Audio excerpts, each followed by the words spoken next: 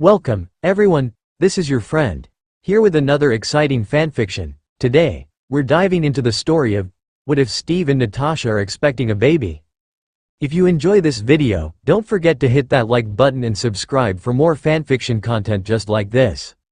Now, let's get started with the fanfic. First month. Natasha ran to her quarters at the compound after the unpleasant talk she just had with Tony. She knew she had to leave, Ross was after her now. But she wanted to take a few things with her before she vanished. Tony was mad at her but he wouldn't rat her out to Ross, so she had the time. She grabbed a duffel bag and threw a change of clothes, an empty passport and gifts of her friends into it. The arrow necklace Clint had given her, Wanda's ring and the drawing Steve had made of her. She quickly emptied all her bank accounts and transferred the money to offshore accounts that Ross would never find. She took one last look at her apartment and decided that she couldn't leave without the photo of her and the other Avengers. She opened the duffel bag, tossed the framed picture in it and then jogged to the garage to get to her Corvette. She would have to ditch the car in New York. She watched the facility from her rear mirror while she drove away. This part of her life was over now. Once she was in her shitty apartment in New York, she made sure that Sharon Carter knew the location of the raft. Steve would most likely contact Sharon to get their friends out of prison. Natasha knew that Sharon had been the one to give Steve and Sam their gear back. She had seen how Sharon had taken them out of the armory but had decided to keep it to herself. Sam and Steve had needed their gear for the confrontation in Leipzig. The little smile on Sharon's face when she had returned to the CIA facility had told Natasha enough. Something had happened between her and Steve, and Carter had seemed very happy about it. Natasha ignored the pang in her chest and walked into her bathroom to dye her hair.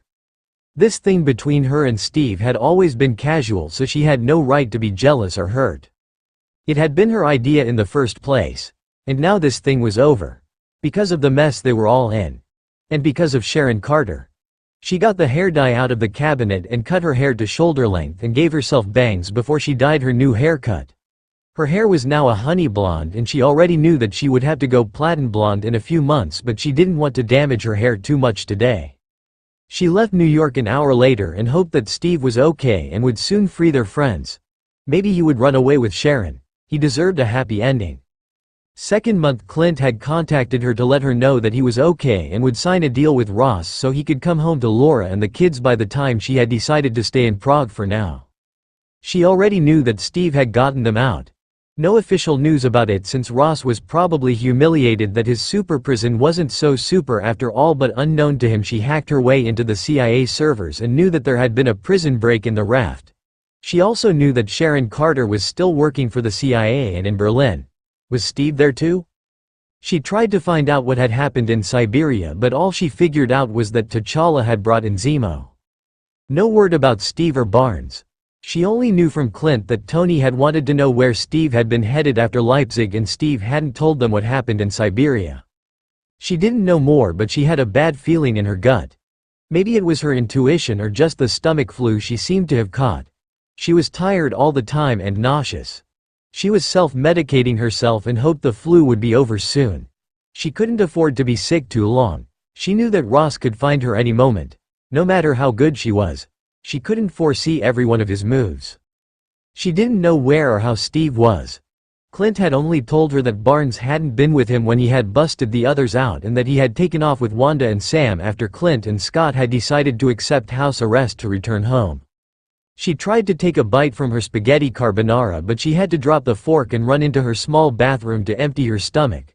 She loved spaghetti carbonara and she had made it because her stomach had been quiet in the last 2 days and she wanted to enjoy that with good food. Why did it make her nauseous? She had eaten her breakfast this morning without any problems. Third month, she moved from Prague to Copenhagen where she hoped to stay for a longer amount of time. She always liked Denmark and thought it was a nice place for retirement. She had thought about doing freelance, but it was wiser to stay low for now. It looked like Sam, Wanda and Steve thought so too. The CIA had no idea where they were and neither did she. She wanted to track them down, wanted to know that they were safe and okay, but the bigger the group the easier they were to find. And she didn't even know if they still trusted her. They had been on different sides during the conflict. Yes, she had let Steve and his best friend go, but that didn't mean that Steve still trusted her. He hadn't asked her to get them their gear, he had asked Sharon. She wondered if Steve knew that she had been the one to give Sharon the location of the raft. But it didn't matter. That part of her life was over. She had no friends anymore. No home. She was on her own again. She was surprised how much that bothered her. She was used to have people around, to have her friends around.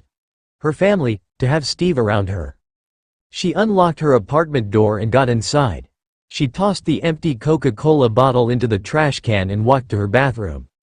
She wasn't an idiot. She knew what her nausea, fatigue and her swollen breasts could mean. It should be impossible, but it would be an explanation for her symptoms.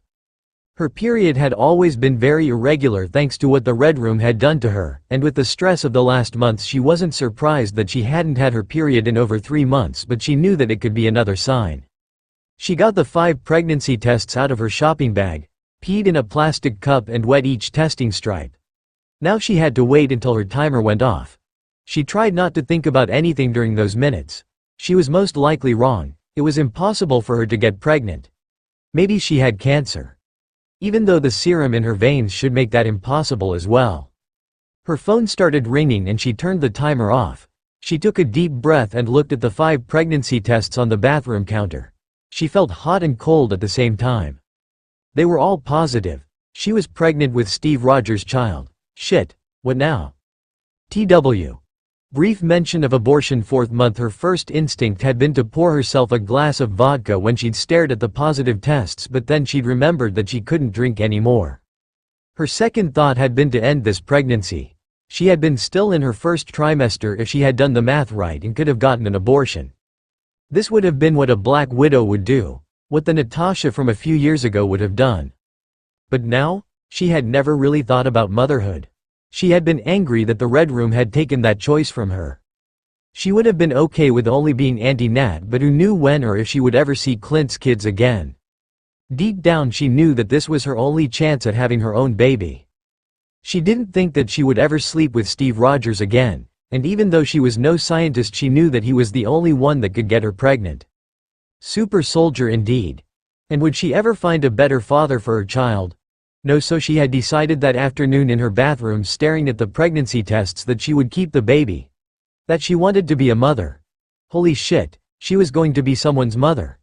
How was she going to be a good mother if she didn't even remember having one? This pregnancy changed everything. She had to get a doctor that she could trust. She could of course go to a local OB/GYN with her fake identity, but what if they somehow figured out who she was? Or more importantly, if the tests somehow would reveal that this baby was special. Because the father was special. What if the baby had Steve's serum? People had tried for decades to replicate Project Rebirth. If those people knew that Captain America fathered a child. No, she had to protect this baby, his baby. Another problem was that she had to find a safe place for the last weeks of her pregnancy. Somewhere safe where Ross couldn't find her and where she could give birth. Once she was a balloon. She couldn't just run anymore. And there was no chance in hell that she was giving birth in prison. And who knew that Ross would do if he found out about the pregnancy and who the father was? Ross would love to get his hands on Captain America's baby. There was so much to consider in the next months, and then once the baby was born. Oh God, she would have to give birth. Something according to Laura was like getting your body ripped in half. God, she wished that Laura was here. The first thing she had to do was to make sure that the baby was okay. She could contact Fury and asked him to get her doctor fine, but then Nick would ask why she needed the doctor and she didn't want to tell him that she was pregnant. Not that she didn't trust him, but it didn't seem right that someone before Steve knew about this baby. Oh God. She had to tell Steve. She remembered how he had asked her if they would need protection the first time they'd had sex and she'd said it wasn't necessary. How was she supposed to know that Steve Rogers had super swimmers? She now knew for 2 weeks that she was pregnant when she broke into the practice of an OB/GYN in the middle of the night. She would just do the ultrasound and look for a steady heartbeat herself. She did her research and was positive that she would know what to do. She would ask Fury for Dr. Fine's number once she had told Steve about the baby. And she had no idea how to do that. She walked through the hallway of the practice until she found the room with the ultrasound unit and switched it on before she got on the gurney and pushed her sweater up. God, how was she supposed to tell Steve that she was pregnant? Tracking him down shouldn't be too hard for her, but telling him. Remember I told you I was infertile? Well, guess you fixed that? You're going to be a father. Surprise. She shook her head at herself and pushed her jeans down until her entire abdomen was free. She grabbed the gel and pressed it down her stomach. Fuck, that shit was cold. Natasha took the ultrasound transducer and moved it around until she found her uterus. And there it was. Wow, the baby was already so big. She wasn't really showing yet, so she thought that the baby was still a little nub, but it was of the size of her fist. Wow. She pressed her hand flat on her belly. Hi, she breathed out softly and used her other hand to switch on the ECG of the ultrasound unit so she could hear the heartbeat. She held her breath and listened to the sound of her baby's heartbeat. It was regular, thank God. She blinked her tears away and took a deep breath. You're okay, my little Chudo. She spent a few more minutes listening to her child's steady heartbeat before she wiped the gel off her stomach and then printed the ultrasound picture out. She deleted everything, wiped her fingerprints off of everything she touched, and then left the practice with the photo of her baby inside her backpack. She read everything she could find about pregnancy and childbirth in the next 2 weeks and now knew that her baby was the size of an avocado. She felt a bit weird that morning cutting one open for her breakfast. She knew that she would have to look for Steve soon. She was a bit showing already, and she read that her bump could get bigger any day now. Soon she couldn't say that she just gained a bit of weight, and she didn't want Steve to see her baby bump and realize himself that she was pregnant. No, she wanted to tell him that she was having a baby. His baby. How would he react? Would he be happy? He would be, right? She was happy about the baby, and she wasn't the most maternal person to begin with. Would he want to stay with her and the baby? Was he with Sharon now? What would she think about this situation? Would they have joined custody and Sharon would be the baby's stepmom one day? And she still didn't know where to give birth. Should she stay in Copenhagen? Or move to another location before she was too pregnant for it? Would Dr. Fine be so kind to come to her, or would she be forced to return to the States? Where Ross was? No, that wouldn't be an option. She was almost 5 months along, and it was time to find Steve. To tell him about their child. And to get Dr. Fine to look at the baby so she knew for sure her little Chudo was really healthy. There was only so much that she could on her own in regards of checking the baby's health. God, why did she have to be pregnant when the whole world was against them? Where would she raise the child? How would she raise a child while being on the run? A child needed stability and a home. The little Chudo would have to go to school one day. A child needed friends. She got dizzy and had to sit down at the kitchen table. How was she supposed to do all of this? What if Steve didn't want the baby? She shook her head. No, she might not really knew what her and Steve were, but she knew that he would want to be a part of his child's life. They would figure it out. Together. She just had to find him and then find the guts to tell him the truth. She had tried to find the right words for weeks now, but everything just sounded wrong. She was about to change his already messy life forever. She got up to get her laptop to start looking for him. She couldn't hold it off any longer. Who knew how long it would take her to track him down? She was just about to sit down on her couch with her laptop in her hands when someone knocked on her door. Her blood went cold. Who could that be? She only gave Clint vague intel about where she was, and he couldn't be here due to his house arrest. Did Ross find her? She was glad that she hid the ultrasound picture of her little Chudo underneath the loose wood batten in her bedroom. She put the laptop down, picked the Glock up from her coffee table, and walked carefully to the front door. She pressed the gun against the door and looked through the peeping hole. Shit. He looked different now with a beard and longer hair, but that was definitely Steve Rogers standing in front of the other side of her closed door. Fuck, fuck, fuck. She wasn't ready for this. How the fuck did he know where she lived? H closed her oversized cardigan to cover her tiny baby bump and opened the door. Hey, Nat, he smiled softly. God, how much she had missed that smile. It's so good to see you. Chudo is Russian for miracle. 5th month. Steve had been staying at her apartment for 11 days, 5 hours and 39 minutes, and she still hadn't told him that she was pregnant with his child. She had tried to come up with the courage several times, but the words wouldn't just leave her mouth. She was wearing oversized sweaters and hoodies to make sure that Steve wouldn't see her growing baby bump. She knew she was a coward, and keeping the pregnancy a secret from him would just make things harder, but she just couldn't get the words "I'm pregnant" out. She kept him at bay and made sure that he never saw her in her sleeping wear. Steve had seemed surprised and maybe even a bit hurt that she wouldn't let him sleep with her in her bed. Which had surprised her since she had thought this whole time that something had happened between him and Sharon. She always had shared a bed with Steve during missions ever since they'd started sleeping together, and she lost count of the many times she'd slept at his quarters at the facility. But there was no way that she would share a bed with him now. She had felt bad when she had offered him the couch and he had looked like a kicked puppy, but it was for the best. She didn't want him to accidentally find out the truth, and the weird state they were in now just confused her. Why did it seem that he wanted to share a bed when he had Sharon? She had wanted to tell Steve about their baby the afternoon he had shown up at her door, but then he'd started talking and she just couldn't. He'd already had so much on his mind. She was still in shock that Steve was suddenly here when he stepped forward to wrap his arms around her. God, that felt so good. She had at least the mind to not press her belly against him so he wouldn't feel the bump before she turned into pudding in his arms. She didn't want him to find out like that. He brushed his nose against her hair and she heard him inhale her scent. I missed you, Nat. He whispered against her temple before he pressed his lips against her skin. She moved her head until she could press her face into his chest to breathe him in. She'd read about how some pregnant women couldn't stand their partner's smell, but Steve smelled heavenly. Like soap, leather, clean sweat, and that aftershave that drove her insane. He smelled like always. Like her Steve. She chided herself. He wasn't her Steve. She looked up at him and was greeted with a soft smile on his face. He looked really happy to see her. How did you find me? His smile grew wider and then he brushed his lips over her cheek to the corner of her mouth. She pulled away before he could kiss her lips. This shouldn't be happening. How did you know that I was here? Steve looked hurt, but the expression quickly left his face. And then he gave her a sheepish grin. I had help from Clint. He gave me the clues you gave him to find you, but it still took me ages to track you down. You're not easy to find. Good, she had to stay hidden. She walked back into her apartment and looked over her shoulder so Steve would follow her. He closed the door behind him and dropped his duffel bag to the floor.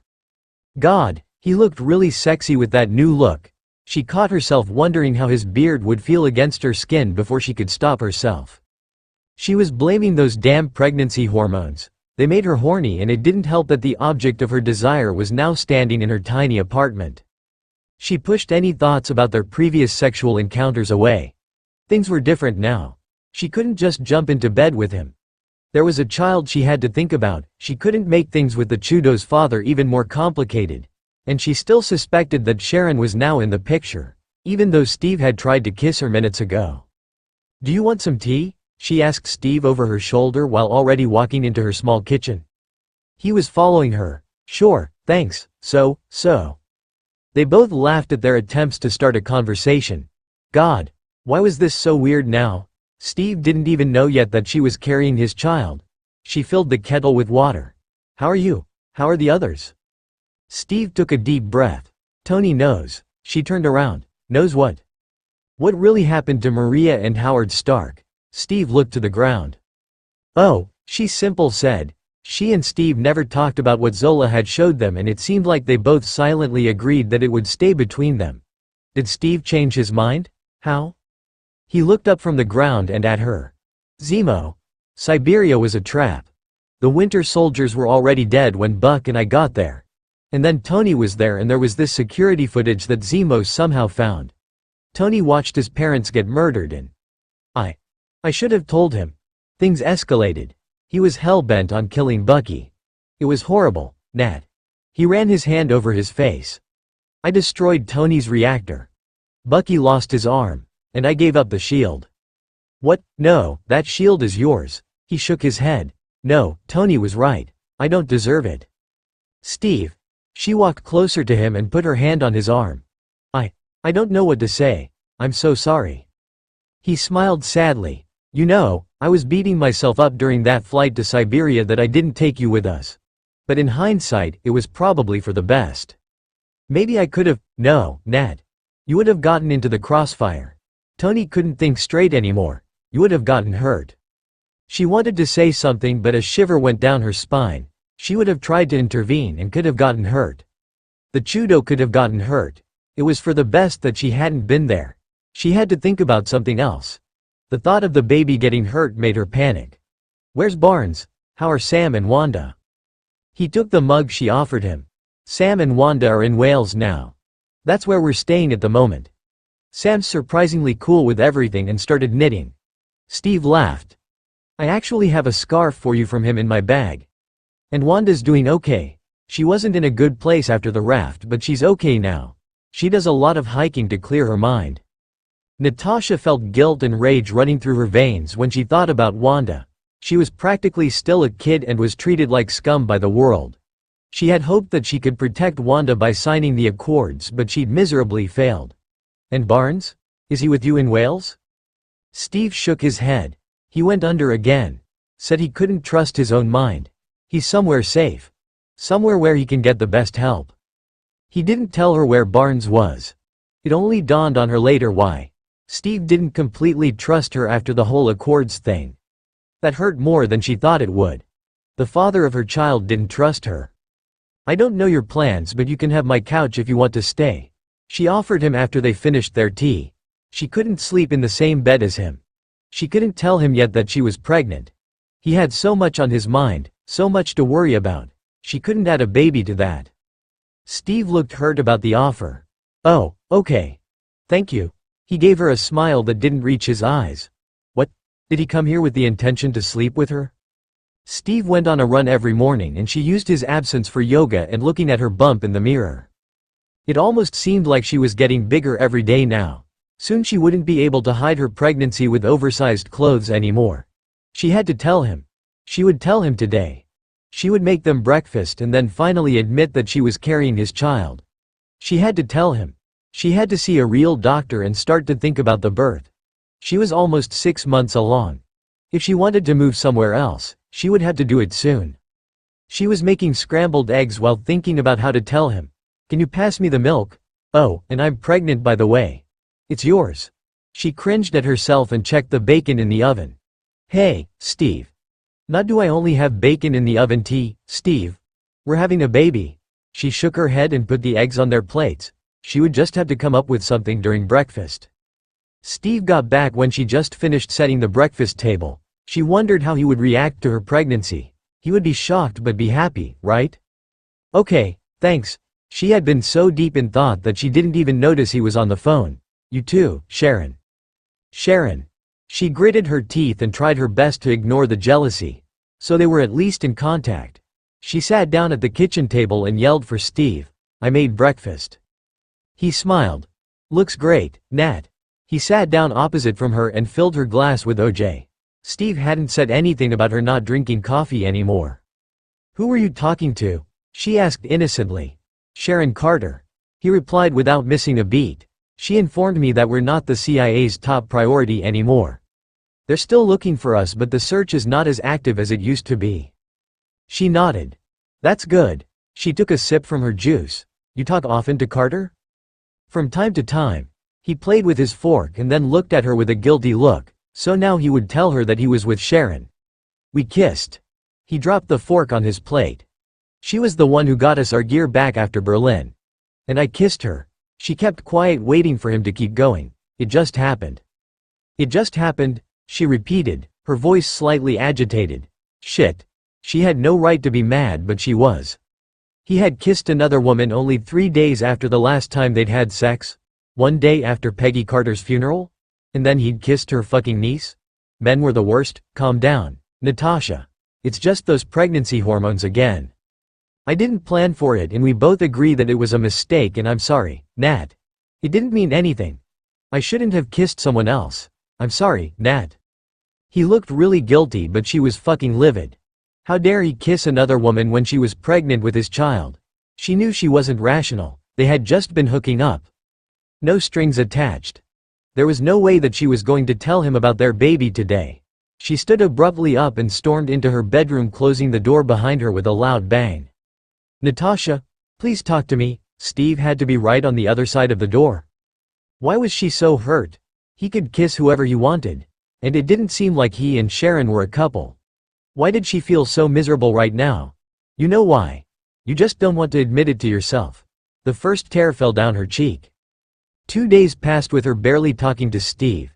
She wondered how long he was going to stay here. Didn't he want to go back to Wales? What was he even doing here? And why did it take for him so long to come to her? She knew that tracking her down hadn't been easy, but she taught him a few things, and it shouldn't have taken him almost 5 months to find her. Steve was sitting on her couch watching some gossip show for some reason when she came back from running errands. She'd told him that she wanted to get a few things. She hadn't told him that prenatal vitamins were among those things. She looked at the TV and saw why Steve was watching this show. Tony and Pepper got engaged. Good for them. Why didn't you look sooner for me? She suddenly blurted out while she watched several recent photos of Tony and Pepper on the screen. They looked happy. Steve turned the TV off. I wasn't ready, and I wasn't sure if you wanted to see me. I wasn't sure if I wanted to see you. What's that supposed to mean? You took his side. You chose Tony over me when it came to the accords. You have always been right beside me, and then you just stopped. I could live with Rhodey and Vision taking Tony's side, but you. I was hurt, Nat. I didn't know if I could still trust you. She rolled her eyes. Boys, they always had to make it about their egos. This wasn't about sides. This was about staying in the game to control it, Rogers. What could I have done if I hadn't signed the accords? Nothing. I would have had no access to anything. Ross wouldn't have hesitated to kill you after Bucharest and then Berlin. Tony and I talked him out of it. I would have never known where the raft was. Jesus Christ, Steve. She threw her hands in the air. This was about making the most pragmatic decision. Tony's guilt would have made him sign anything to quiet his consciousness, and you're too goddamn stubborn. Someone had to have a clear head, and that role fell into my lap. I signed those fucking accords so I could protect you. Fuck, Nat. I'm sorry. I didn't think so far. He buried his face in his hands. I am truly sorry. And why did you think that I didn't want to see you? I ruined your life, Natasha. You let us go, and with that you lost your home, your family. I thought you'd hated me. He admitted in a quiet voice.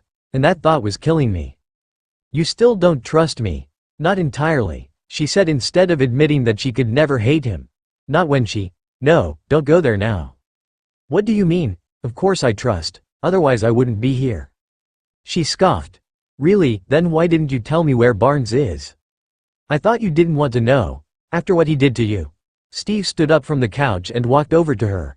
He's in Wakanda. T'Challa offered him refuge. Wakanda? Well, she clearly didn't see that coming. What a turn of events. So you trust me? Yes, 100%. She grimaced. How could she expect him to trust her when she was hiding something from him? Steve, there's something I have to tell you. I've been keeping something from you. Something huge. He looked worried. Are you okay? Are you sick? What's wrong? Okay, this was the time now. She took a deep breath. Please don't be mad. She whispered and opened her thick cardigan to expose her baby bump. I'm pregnant. Steve's gaze dropped to her belly. What? I'm pregnant. He looked up at her with wide eyes. And it's yours. The truth was finally out. Steve suddenly dropped on one knee. Will you marry me? What? She shook her head. No, I'm not marrying you just because I'm pregnant, Steve. 6th month. Things were tense between them now, with Steve knowing about their baby and the rejected marriage proposal. Steve had looked happy after the initial shock about the pregnancy, but seemed for some reason hurt that she hadn't said yes to him. He didn't love her. Why on earth was he hurt that she didn't want to marry him? They didn't have to be married to raise a child? She agreed after a heated argument that she would come with him to Wales so they could take the Quinjet there to fly to Wakanda. Steve assured her that they could trust T'Challa and that they had the best health care. She had no reason to trust T'Challa, but she trusted Steve, so she decided to come to Wakanda. If Steve was right, then they would be perfectly safe there and she could give birth there. They had to stay a few more days until they could leave for Wales because an international conference was happening in Copenhagen and law enforcement was everywhere. The risk that someone could recognize them was too high. She was laying in her bed staring at the bedroom ceiling, unable to fall asleep. She couldn't stop thinking about the evening 3 days ago when she had finally told him the truth. Why not? Steve was still on one knee. I'll get you a ring. I know this isn't the perfect pro. Steve. She sighed and grabbed him by the shoulders so he would finally stand up. I know that you're from a time where you were expected to get married when you got a girl pregnant, but this time is over. I can take care of myself. I don't need you. Steve's face fell and she quickly added. The baby needs you, and I know you will be there for our child, and that's all I'm asking for. And what about us? Steve's hand reached out, but he stopped before he could touch her. What about you and me? We'll co-parent. We'll figure the arrangements out. I want you to be part of this child's life," she said softly. "I know I couldn't find a better father for my baby." Steve still seemed hurt. "So I'm only gonna be part of the baby's life, huh?" "What? No, you're my best friend. You're always gonna be a part of my life, too. Baby or no baby." "Okay. If that's how it is." He almost seemed angry and she had no idea why. Why was he acting like this? "You're happy about the baby though, right?" she asked carefully. Now he was finally smiling. "Of course, Nat. I can't tell you how much. I never thought that this was possible for me, but now that this is happening with you, I don't think I've never been happier." "Thank God." She smiled back at him. "Me, too. I was shocked at first. And scared, but this is everything." She rested her hand on her baby bump. "This baby is everything." She got an idea. "You want to see the little Chudo?" "Chudo?" Steve asked, perplexed. "Miracle. It means miracle. I have an ultrasound picture of the Chudo." Steve smiled softly. "Chudo. I like that. And I would love to see our child." A shiver ran down her spine. "Our child." She smiled brightly and told him to follow her so she could show him the picture. They stayed 4 more days at her apartment until she was positive that they could leave the country without being made. They took a flight to Cardiff and Steve drove them to the cottage near the coast where he had been staying with Wanda and Sam. She was excited to see them but also nervous. Were they mad at her for what had happened with the Accords? How would they react to her pregnancy? Steve had been very sweet to her in the last days, always making sure that she had everything she could possibly need. There had been moments where she wished that they were a real couple and they would sleep in one bed. That he would massage her feet, kiss her good night and hold her in his arms while she slept. She didn't know if it was the pregnancy, but she felt really lonely sometimes. Steve was here with her, yet he felt so far away from her. He was attentive and took care of her, but he still seemed distant and she didn't know why. But she did know 100% that he was already in love with their baby. And that was all she wanted in the end. It didn't matter what she wanted for herself. Only the little Chudo mattered. They drove through a village until Steve stopped the car at the end of the small town. "We're here." He looked at her for the first time during the 2-hour drive. "We stay the night so I can contact T'Challa and then we can leave tomorrow, okay?" She nodded. "Yes, and thank you." He gave her a small smile. "You don't have to thank me. I just want to make sure that the little Chudo is okay. That you are okay. Since we don't really know how this pregnancy is even possible." She reached over to rest her hand on top of his on the steering wheel. "Just thank you. I'm glad that I don't have to do this alone anymore. You'll always have me, Nat. I promise you this. Whatever you need, I'm there." He turned his hand to take hers in his. "I'm all in. There's something I've wanted to tell you for so long, Nat. I love." "Hey guys." She looked up and saw Sam and Wanda coming towards the car. Steve grunted and let go of her hand. Sam and Wanda didn't seem angry to see her but were actually smiling at her. Good, she didn't think she could handle their hatred with her pregnancy hormones going crazy. She'd cried yesterday during a commercial but Steve had been so kind to ignore it. She got out of the car with her coat and Sam's scarf hiding her baby bump. She still hadn't shown Steve her bump without any clothes covering it. She figured he would see it during her examination in Wakanda. Wanda was a few feet away from her when she stopped in her tracks with wide eyes. Oh. Her eyes turned red. Wow. Could she sense the child? "Wanda, are you okay?" Steve asked worriedly. She nodded. "Yes, I am." She gave Natasha a sweet smile. "Congratulations." So she could sense the child. That was kind of creepy, but also impressive. "Thank you. It's good to see you, Wanda," and it really was. "Congratulations for what?" Sam spoke up. "And welcome to our little casa." She grinned and opened her coat. "Congratulations for this." Sam's eyes almost fell out of their sockets. "Holy, who's the father?" "Steve." She and Wanda said at the same time. How did Wanda know? "I am," Steve said rather proudly, and it made her warm and fuzzy. "What? How? I mean, I know how. Just," Sam stuttered and pointed at her belly. "I had no clue you two were a couple." "We're not," she quickly said before Steve could say it and crush her heart. Hugs were exchanged and Steve would let her have his bedroom for the night and contacted T'Challa to let him know that they would arrive tomorrow.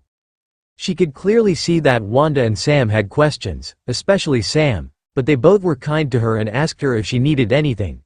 Sam was already planning to knit something for the baby. They exchanged a few stories, and one of Sam's unsuccessful tries to charm an Italian woman made Natasha laugh so hard that she actually started to cry. "The baby reacts to your voice," Wanda said when her laughter died down. "What?" she and Steve asked at the same time. "I can feel it. He loves your voice, especially your laughter and when you sing to him." "You sing to the baby?" Steve asked, apparently completely missing what Wanda just revealed. She asked softly. "It's a boy?" Wanda went pale. "You didn't know? I thought, oh God, I'm so?" Steve seemed to have finally caught up. "A boy? We're having a son?" She turned to look at him, and he wasn't the only one with tears in their eyes. "Yeah, looks like it. She was going to have a little boy." She went over to Steve to hug him, and this time she did press her baby bump against him so he could feel it. "Are you happy about that?" she whispered against his chest, and heard faintly how Sam and Wanda left the room to give them a moment of privacy. "I didn't care if it was a boy or girl, but yeah, I'm happy about it. A son." He wrapped his arms around her, and she felt truly safe and content for the first time in months. "I hope he'll take after his father." Steve chuckled and pressed a kiss on her hair. "And he'd take after his mother." The trip to Wales had exhausted her, and she went to bed soon after dinner. She was sure that especially Sam would ask Steve a lot of questions after she left the room, but she was too tired to care about that right now.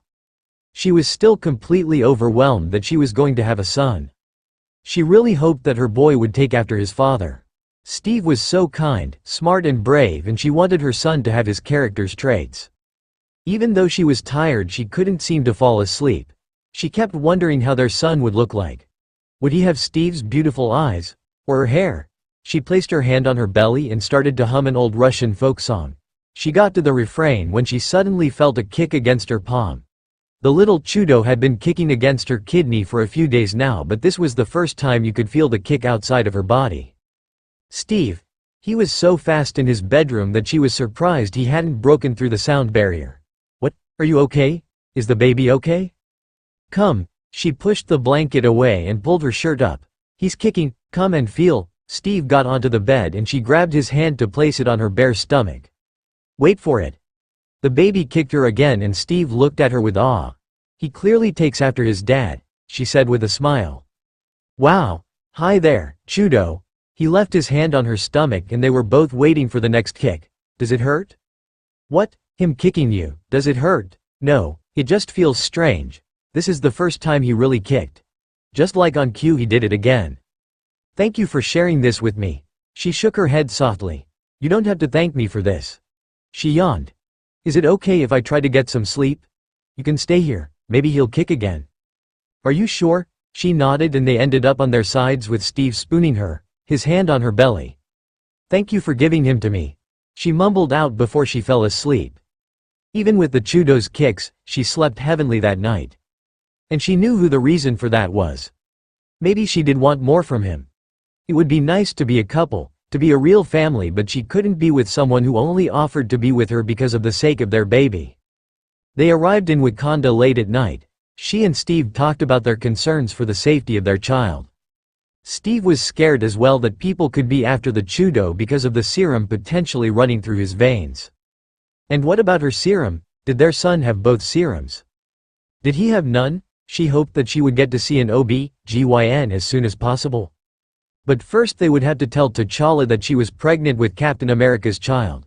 She hoped that the king wasn't mad that she had electrocuted him in Leipzig, even though Steve had assured that he probably wasn't.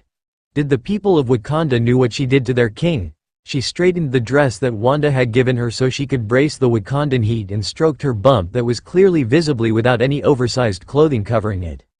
"Ready?" Steve asked before he lowered the ramp of the Quinjet. She nodded and walked up behind him. "Let's go." T'Challa and someone of the Dora Milaje were waiting for them at the end of the airfield. And there was someone else behind them. She squinted her eyes. Was that Bucky? Steve asked, perplexed. "Is that you?"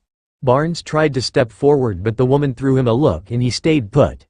It was probably against protocol to greet someone before the king did. "Captain Rogers."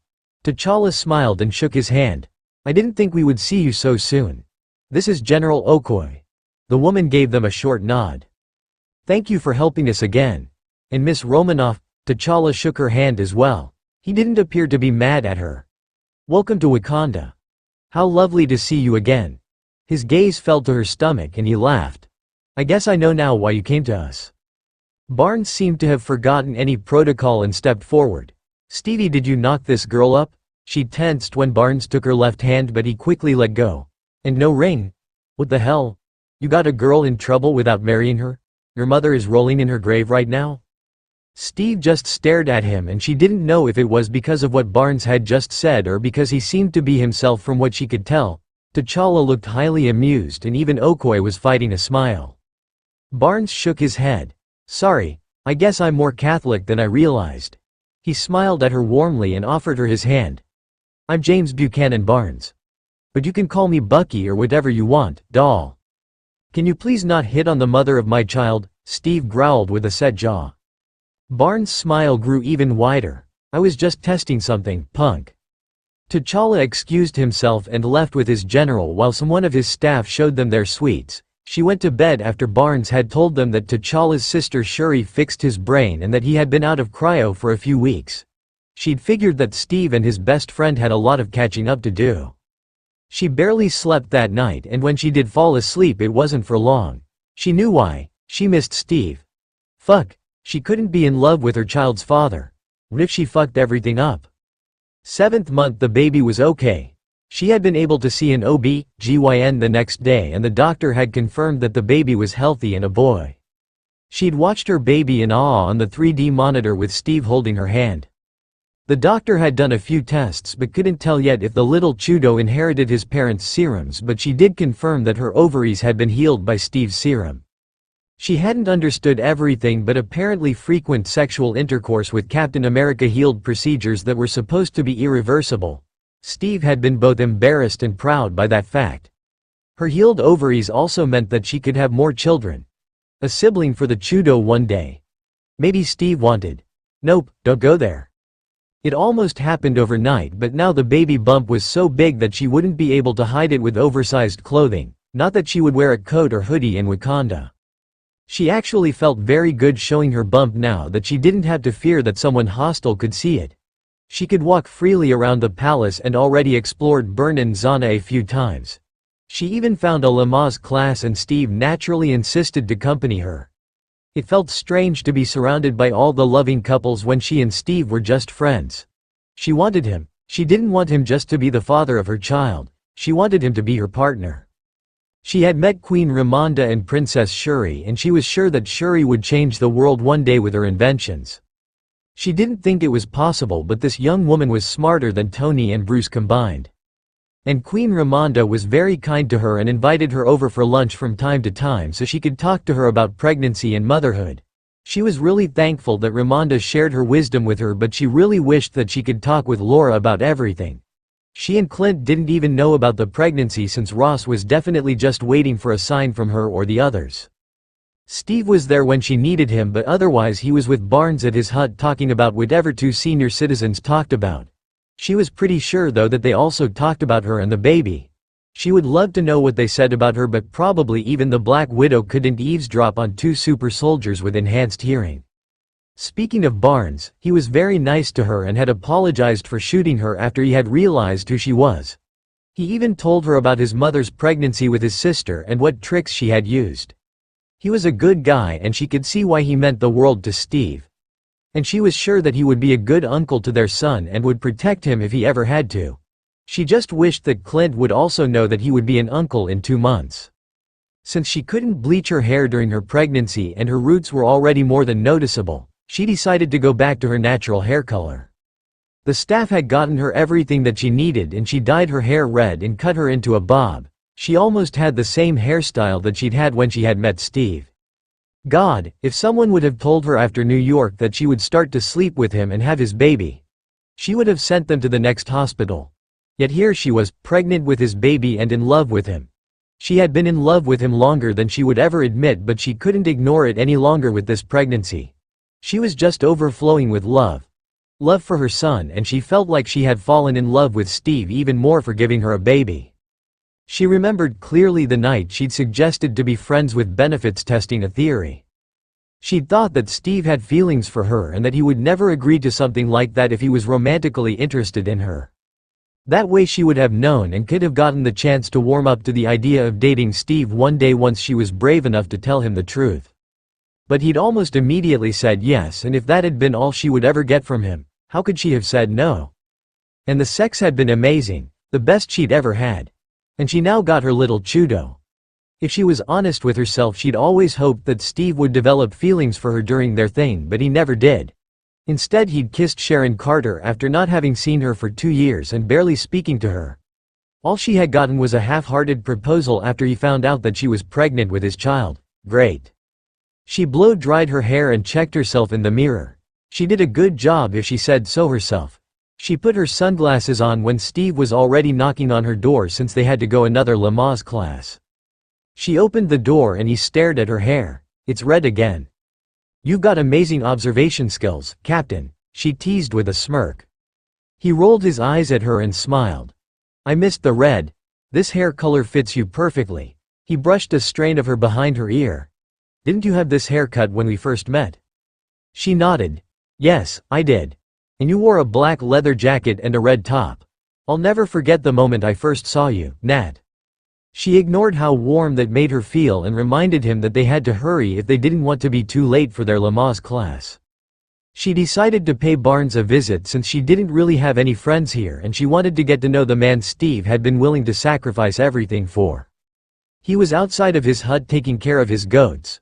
It was kind of hilarious that the winter soldier was now a goat farmer. She thanked the driver and told him that she would call him when she wanted to go back. Barnes was waving at her and pulled a chair out of his hut. You probably want to sit. She nodded and sat down. Thank you, but even sitting is uncomfortable after some time. He sat down next to her on the floor. How are you? I'm good. I'm afraid my shoes won't fit soon anymore and my back hurts, but other than that I'm good. And I'm hungry all the time, but I'm growing a human. She shrugged and leaned further into the chair. Yeah, this was better. Shuri had designed the perfect pregnancy pillow for her and she really got a good sleep every night, but she didn't want to take the pillow everywhere with her. Steve treating you right? Of course. Good. He looked up because one of the goats was stuck in a small sinkhole. He got up and helped the goat out. Jesus Christ, Sam. I can't let you out of my sight for 2 minutes. Sam, she raised an eyebrow in amusement. Did he name that goat after Wilson? He smirked. He's not the brightest. I thought Sam was fitting. Yeah, he definitely named that goat after Sam. Steve had mentioned that the two didn't get along too well. It was probably jealousy. Barnes sat down next to her again and looked at her with interest. Can I ask you something? You just did. Very funny, Romanoff. He rolled his eyes. Why did you turn Steve's proposal down? He just wants to do what's right. So Steve had told him about that. Great. 2 people don't have to get married just because they're expecting a child. A marriage should be between 2 people who love each other, who want to spend the rest of their lives together, and not just the guy asking the girl out of guilt because he knocked her up. That's what you think? That Stevie only asked because of the baby? He chuckled. Boy, I thought you would be better at this. I probably shouldn't tell you, but believe me, Steve did not ask you because of the baby. Maybe the baby was the trigger, but it was not the reason. What the fuck was that supposed to mean? He wouldn't have asked me if I wasn't pregnant. Barnes smirked. Maybe not now, but he would have eventually. I bet on Goat Sam's life that the punk would have proposed one day. Baby or no baby. She couldn't stop thinking about what Barnes had been implying. Did Steve have feelings for her after all? Had she been wrong this entire time and he had slept with her beasings and not because he didn't have any? What would that mean for them? Should they start something? Something real? Would that complicate everything? Or would a relationship make things easier? Wouldn't the Chudo be happier if his parents were together? Lived together? Were in love? It was almost midnight, but she still walked to Steve's suite and knocked on his door. There was no way that she would be able to sleep tonight with all those questions running through her head. He opened the door in only sweatpants and she tried her hardest to only look in his eyes and not at his chiseled chest. She really wanted to jump his bones. She was pretty sure that he could easily carry her, 7 months pregnant or not. Everything okay? He asked with worry on his face. Yes. No, I don't know. She didn't wait for an invitation and just walked in. She heard how Steve closed the door and turned around. "Why did you ask me to marry you?" His face was unreadable. "You talked to Bucky? Answer the question, please," she said softly, hoping that something would change between them. "I asked you because I wanted you to know that I would always be there for you. That I would be right by your side. Help you raise our child." He took a deep breath. "That I want to spend the rest of my life with you. But you made it clear that you only want me to be part of the Chudo's life." Her heart started racing. "Why did you agree to that arrangement back then? Just sex between two friends." He gave her a humorless laugh. "I agreed because I thought that you needed time to get used to the idea of us dating. To put a label on us. To admit that we are more than just friends. I agreed because I wanted you and I thought that was the only way to get you. You once said that you would never immediately sleep with a woman you like. That you would court her. You never did that with me. Nat, I've been trying to court you since DC. That's why I slept with you. I thought this was the next step of us officially getting together. I thought this whole time we were secretly dating. God, Nat. We went on a romantic weekend trip to Vermont. That's not something two fuckbuddies do.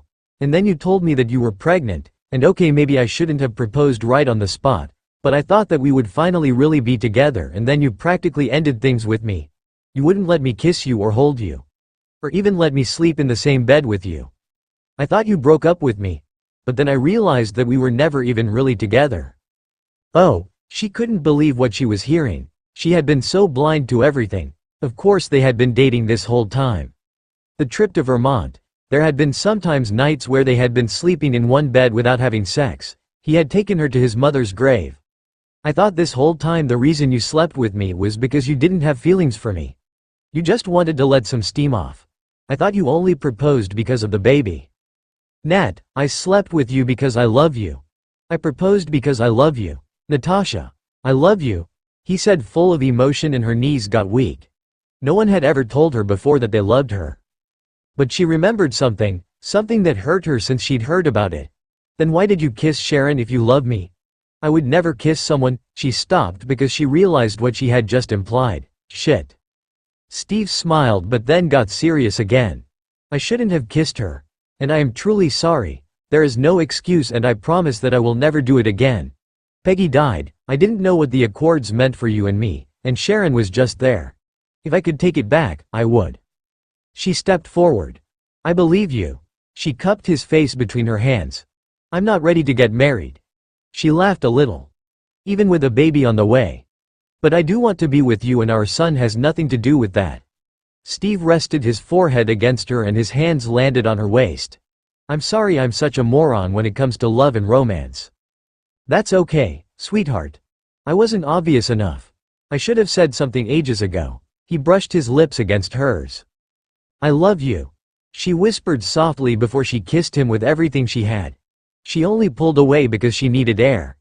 "Take me to bed, soldier. I've been lusting after you for months." He laughed and picked her up. "Yes, ma'am," he replied with a wink and carried her to his bedroom. 8-month Natasha felt like she was in heaven. She was sitting on her bed shoving a spoonful of ice cream into her mouth and looked at Steve, who was massaging her swollen feet. She had enjoyed the walk through the village outside of Bernanzana and the elephant baby had been very cute, but she was now exhausted. She still did her daily yoga routine, but she was nowhere near her usual fitness level. She wondered if Steve would still need her feet and get her ice cream after the baby was born. Knowing him, he probably would. Feeling better? He switched to massaging her calf. She nodded and offered him something from her ice cream. She knew how to share. "I don't think I can do entire hikes anymore." She rubbed her large belly. "Her son's getting too heavy." One of his hands moved to cover hers on her stomach. "Only 6 more weeks and he's here. You've almost done it, sweetheart." She smiled at him and held the pint of ice cream up. "Do you mind bringing that into the kitchen?" He took it from her.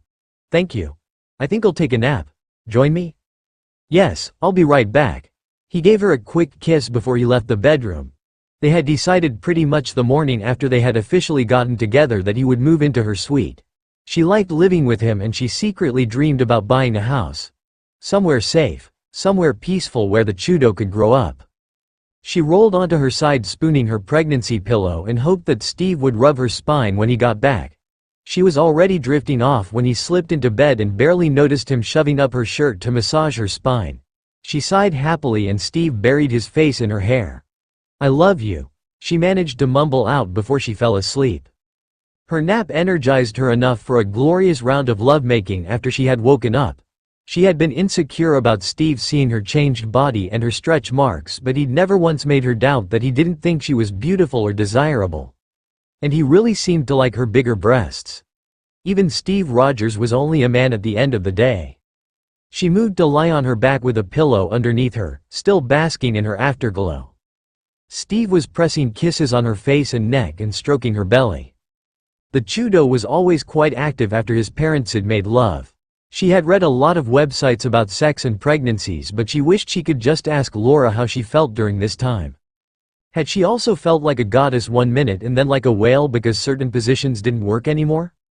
She just had so many questions for her. Had she been freaking out as well, fearing that she would be a terrible mother? And Clint? God, she missed him. This was the happiest time in her life and he wasn't here. He didn't even know that she was pregnant or that she was with Steve. She wished that she could just call him to tell him how happy she was about Steve and their baby, but the risk that Ross was listening was too high. No one could know about the child. He dropped his head next to hers on the pregnancy pillow. "What's on your mind?" He wrapped his arm possessively over her middle. "Clint," she answered and turned her head to look at him. Steve snorted and kissed her. "You're thinking about another man after I made love to you?" She rolled her eyes and he kissed her again. "You miss him, huh?" She nodded, tears forming in her eyes. She hated that the pregnancy made her unable to control her emotions. Last week she'd started crying during sex because she just loved Steve so much and he'd almost had a heart attack fearing that he'd hurt her. "He doesn't even know about us. He doesn't even know about the baby." She sniveled and wiped her tear away.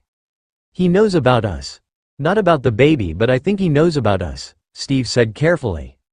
"What? How?" "Not even Sam and Wanda knew that we were sleeping together and they lived with us at the facility." Her back started to hurt and she rolled onto her side facing him. "It was just something he said when we suited up for Leipzig." His arm sneaked behind her to rub on her lower back.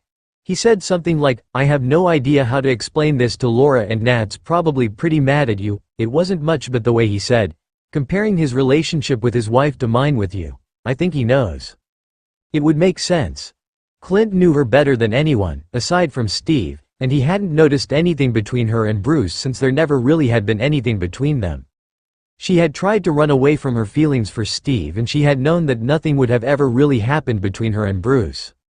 He would have never been what she wanted and needed. Steve had always been what she wanted and needed. And he always would. "I still want to talk to him. I want to personally tell him that I finally found what he has with Laura." Steve beamed at her and she smiled back. She wasn't ready to marry him yet, but she knew that he was the one. "I want to tell him that he's gonna be an uncle. He did so much for me, believed in me when no one else did, and now that I have the life he always wanted for me, he doesn't even know about it." More tears streamed down her face and she would have been embarrassed if anyone besides Steve had seen them.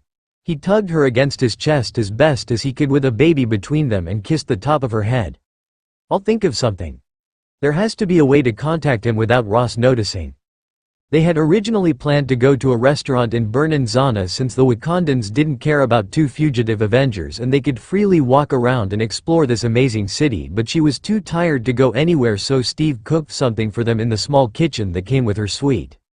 The doctor had recommended to have as many date nights as possible since they wouldn't have time for it once the baby was born. Steve even lit candles and pulled her chair out, and the evening was very nice, but she couldn't stop thinking about Clint. And the family she had left behind. Lila would be over the moon if she knew that she would be a cousin soon. Steve and Bucky, she was now comfortable with calling him that, were assembling the crib and the changing table. She and Steve decided to stay in Wakanda for a few weeks after the baby was born, and then they would leave the country, not wanting to overstay their welcome. And she was yearning after her own place where she could be alone with Steve and their son. They did consider reuniting with Sam and Wanda so they'd have more people to protect the baby. Bucky wanted to stay in Wakanda, but she knew that he would come with them if they asked him to. She just had to find the perfect place where they could stay for a while, since moving around with an infant wouldn't be possible.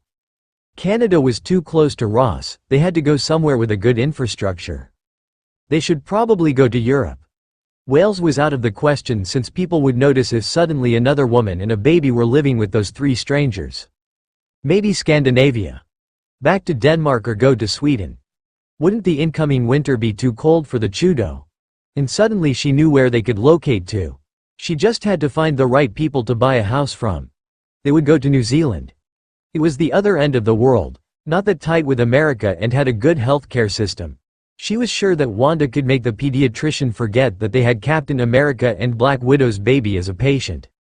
Steve was cursing at the crib and Bucky was laying defeated on the ground with a drawer from the changing table on his stomach. Who would have thought that baby furniture from a Wakandan store was too much for two super soldiers? She chuckled and finished her email to a New Zealand realtor posing as an heiress, old money always wanted to stay anonymous, who was looking for a house for her family. "You boys need help?" She put her laptop away and looked at them. Steve shook his head. "No, thank you. You have to rest, sweetheart. I know you're to walk." Bucky only grunted and she heaved herself pretty ungracefully off the couch to help them. She had helped Clint with Lila's room when Laura had been pregnant, so she kind of knew what to do. Clint would have assembled everything in 10 minutes and then jumped on the couch to watch Dog Cops with Cooper and Lila. She smiled at the memory and got to work.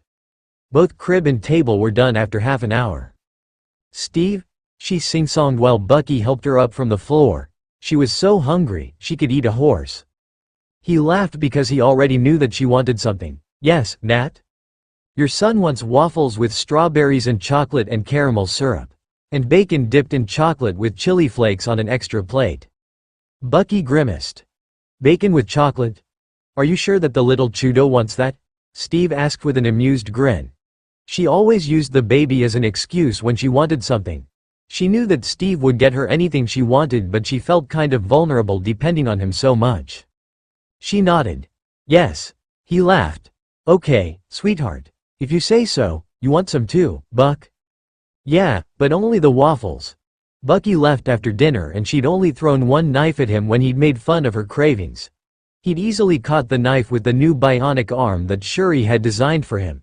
It was truly beautiful with its gold lines, and Bucky had said that this arm was so much better than the one Hydra had given him.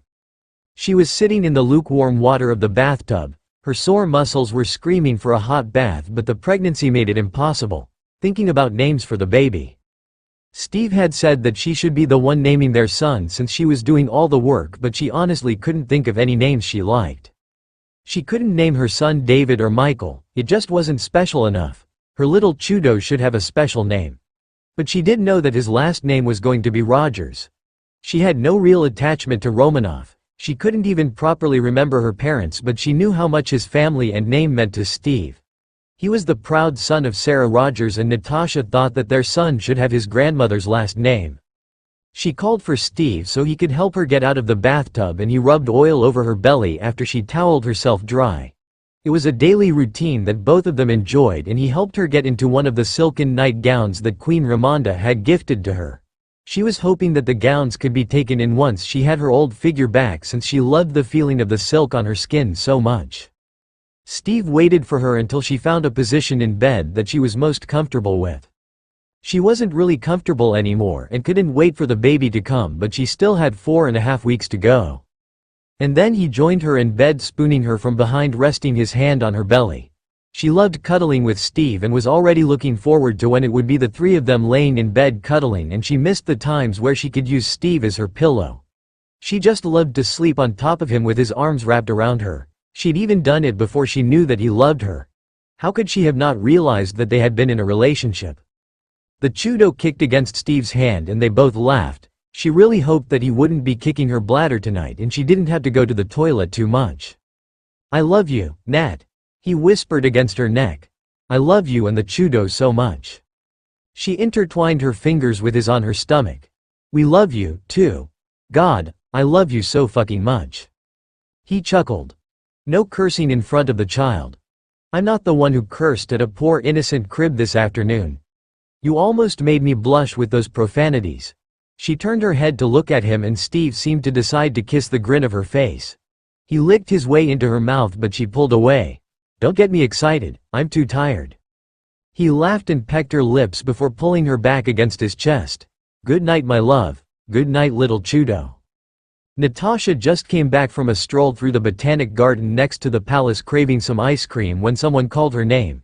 She turned around and came face to face with a beautiful woman who had something about her. She took a closer look and recognized her as one of her own. She knew a spy when she saw one. Yes. The woman offered her a warm smile and her hand. I'm Nakia. I have something for you. She handed her a smartphone. One of our war dogs managed to give one of these to Clint Barton. They're untraceable. No one will manage to listen in on your calls. What? She asked softly. Did she now have a way to contact Clint without Ross finding out? After seeing all the wonderful things that Shuri had invented, she had no doubt that these phones were secure. It took a bit of a charade to get them to Clint Barton, but we succeeded without the FBI or CIA getting suspicious. He's waiting for your call, I think. She smiled, showing perfect white teeth. Captain Rogers mentioned that you missed your family and T'Challa, and I had to head to New York anyway, so it was no trouble to get one of these to Barton.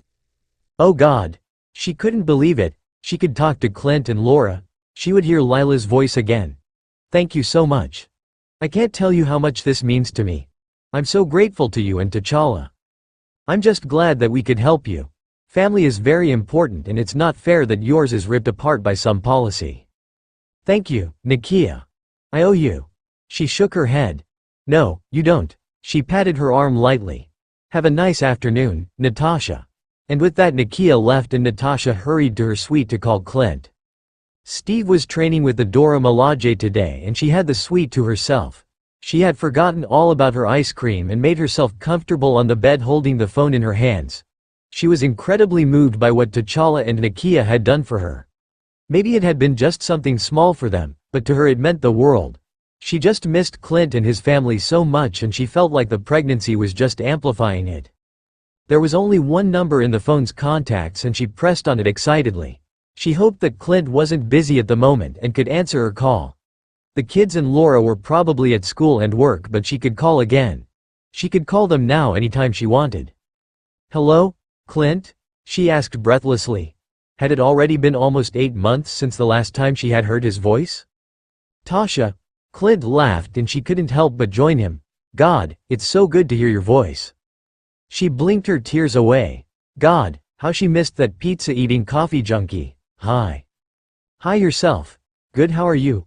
You just missed Laura and the kids. She rubbed her belly. I'm good.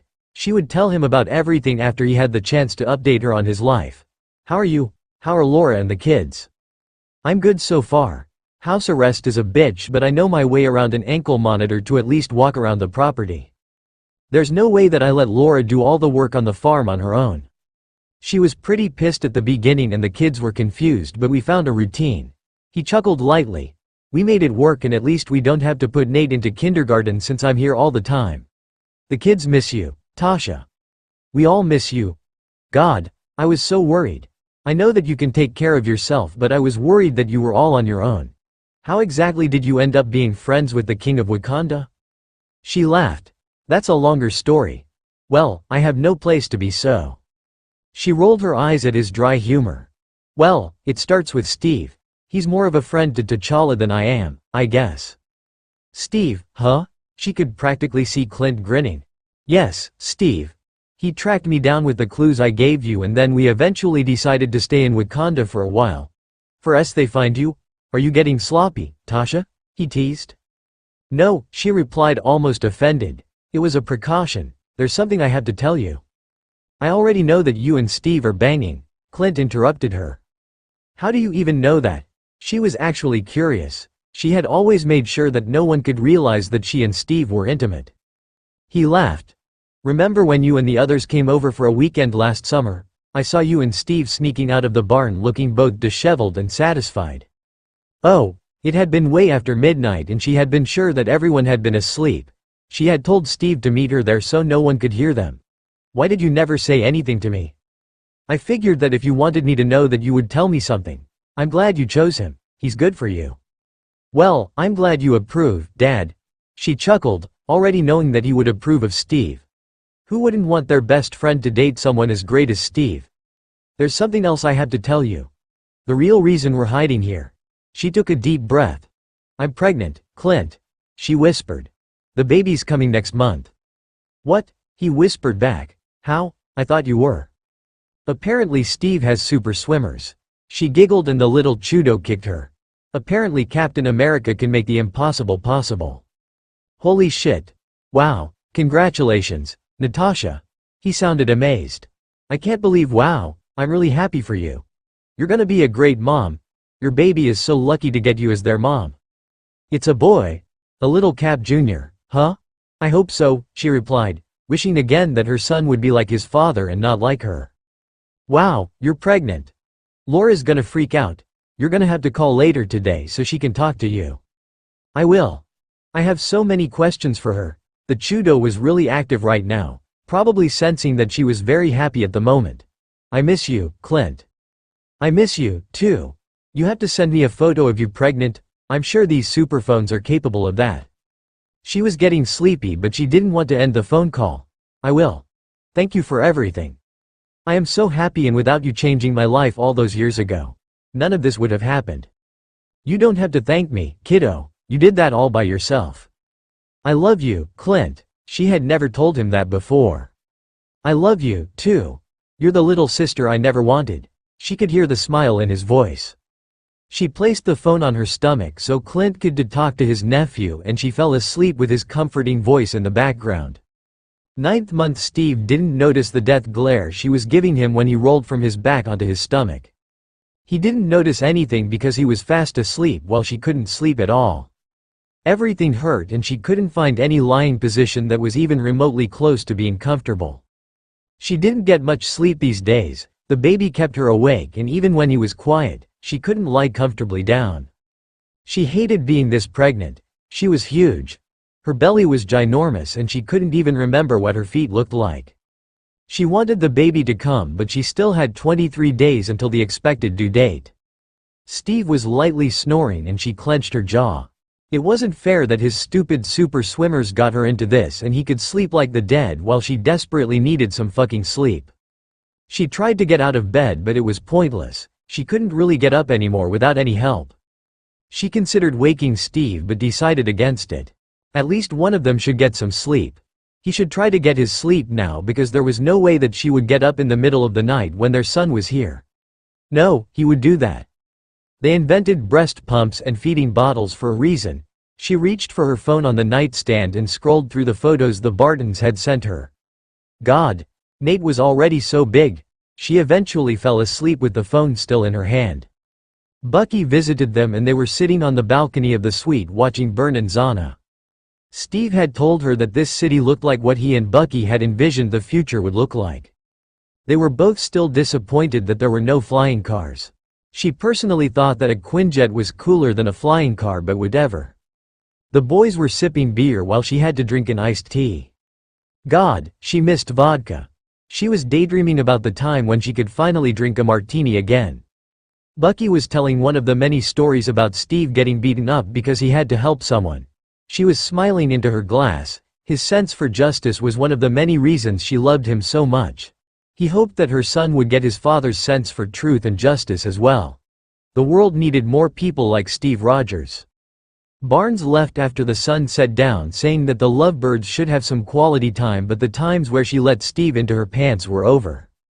She was feeling way too unsexy for any bedroom activities, even though the OB/GYN had said that intercourse was technically possible until the water broke. She could see that Steve still found her desirable, but she wasn't in the mood. Sex had been what had gotten her into this mess. She had thought about wanting more children since the second trimester, and the first part of the third had been amazing and she felt like a goddess with Steve treating her like one, but now everything hurt. She felt like she was growing an alien inside of her. She couldn't understand how women did this more than once. Maybe they forgot how horrible the end of the pregnancy was and only remembered when it was already too late and they were already knocked up. She would be long on birth control before she let Steve's supersperm anywhere near her again. Just the thought of having to press this giant baby out of her was making her lose her mind. Steve had incredibly broad shoulders, and while she usually found that pretty hot, the thought that their son could have inherited them and she had to press him out. My poor vagina, why couldn't Steve keep it in his pants?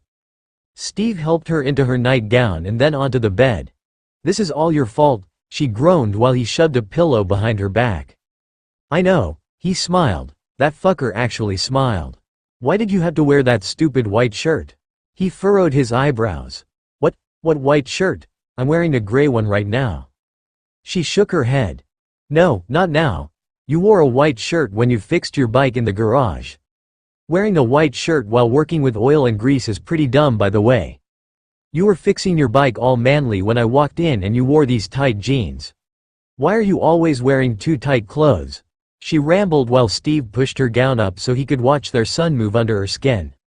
What are you? Oh, you mean the afternoon I was working on my bike and you practically ambushed me in the garage. We were lucky that no one walked in on us. He blushed slightly, definitely remembering that certain afternoon. It had been a few days before they had left for Lagos and they'd had sex in the garage, and then she had dragged him to her room because she hadn't been done with him. Why are you talking about this now? The Chudo's foot was visible and Steve pressed his finger against it. I'm pretty sure that's the day we made our son. And if you hadn't worn this tight white shirt then I wouldn't have jumped you and I wouldn't be so miserable right now. Everything hurts, Steve. And I'm so tired all the time. I know, sweetheart. Just a few more days and then you're done. All of this will be over and you'll have our beautiful baby in your arms. Okay?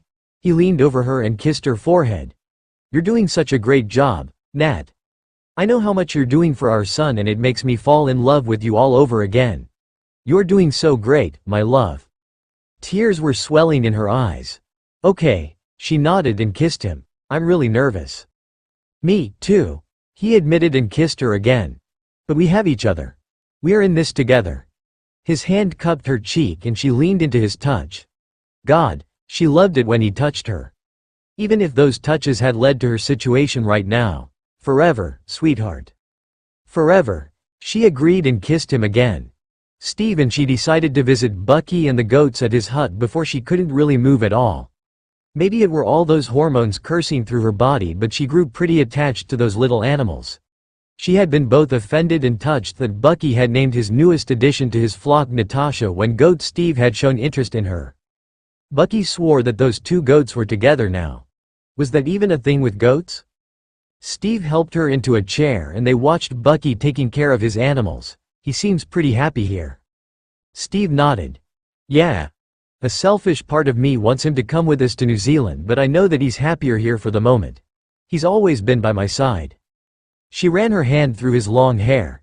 She had watched the strong bond between Steve and Bucky in the last weeks and even felt included in it. Bucky had taken her to the side and promised that he would always be there for her and the baby. It doesn't mean that he'll live here forever. Maybe he'll change his mind. And he can come visit us if he wants to. Steve leaned his head against her thigh. I want him to. She smiled down at him. He is always welcome. It would have been nice to have a babysitter so mommy and daddy can have some time for themselves. He turned his head and smirked up at her. It's important to keep the fire alive, Nat. She rolled her eyes at him. That fire is the furthest thing on my mind right now, mister. She raised her finger playfully at him. It's gonna be a while until you get anywhere near my panties again. Bucky started laughing and she felt her cheeks getting warm. She had no idea that he could hear them. A black SUV drove down the hill and stopped a few meters before the hut. She was a bit confused. They had told the drive to pick them up in the evening. The door opened and Wanda jumped out of the car running towards them. What was she doing here? Your belly is so big, she said before throwing her arms around Natasha's neck. Natasha returned the hug perplexed. She saw over Wanda's shoulder that Sam was getting out of the car. Steve was greeting him. Not that I'm not happy to see you. Wanda pulled away. But you're surprised? Two tall women were suddenly standing at our doorstep inviting us to Wakanda. The Queen are here for the baby's birth. She smiled, her hand hovering over Natasha's stomach. Can I? She nodded. Wanda placed her hand gently on her belly, a wide smile appearing on her face. He's dreaming, I think. Not real pictures, it's more of a feeling. He dreams about your voice. And Steve's.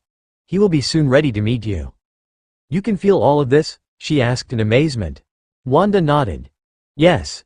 He loves you very much. She blinked her tears away and saw Sam walking towards her. You look great, Nat. He kissed her cheek as a welcome. How's the little dude? How are you? We're good. I don't want to be pregnant anymore, though. Sam laughed. My sister was the same. My mother said to her that she would have the next 18 years for revenge. I guess that's why she wouldn't buy me a car when I turned 16. He turned around and made a slight grimace when he spotted Barnes. But then he grinned when he saw that one of the goats was stuck with its head between the little fence around the hut. Natasha bit her lip in amusement. Hey, hobo. One for your goats got stuck. Haha, of course your goat would be so dumb. Bucky walked over to Goat Sam to help him. Oh, him? He smiled innocently. That's just Sam, he gets stuck a lot. Did you name your fucking goat after me? So? Barnes was still feigning innocence. Those two are Steve and Natasha. He pointed at the two goats under the tree. You mean the two that are cuddling like they belong on those Instagram accounts with those cute animals? And I get the one stuck in a fence? Steve's the leader of the herd. Natasha is independent and helping Steve with keeping the herd in check. And they are obviously in love. I thought the names were fitting. Bucky was grinning now. Well, and Sam. He means well, but he's pretty dumb. Sam was still a bit pissed that Goat Sam was named after him, but Natasha couldn't really understand it. Goat Sam was pretty cute and liked to get fondled under his chin. She liked Goat Sam. Wanda's eyes lit up when Bucky promised her that he would name the next goat after her. It was actually pretty sweet that Bucky was naming his goats after them. Sam had to stop acting like a baby. The realtor had sent her exposés of beautiful houses and she and Steve were going through them on her laptop. Sam and Wanda agreed to come with them to New Zealand to help protect the baby. Wanda seemed especially excited to move to the other side of the world since she hadn't seen much of it. Maybe Sam would be so kind to go with Wanda to Australia for a trip. She didn't feel comfortable leaving Wanda on her own after what had happened with the raft, but she didn't think a road trip with a baby was something that she wanted to do. The laptop was on Steve's lap and they were looking at the third house. It looked really promising.